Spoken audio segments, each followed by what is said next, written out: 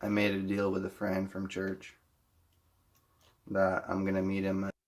Это видео моего старшего сына Артура.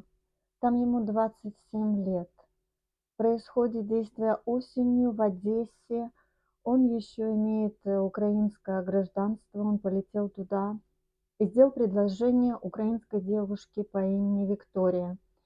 Она сказала, что мой сын, ей не нравятся его волосы, что он не романтичный. Вот только послушайте, девушка из церкви, из той же, вот, о которой он говорит, вы только послушайте речь моего сына.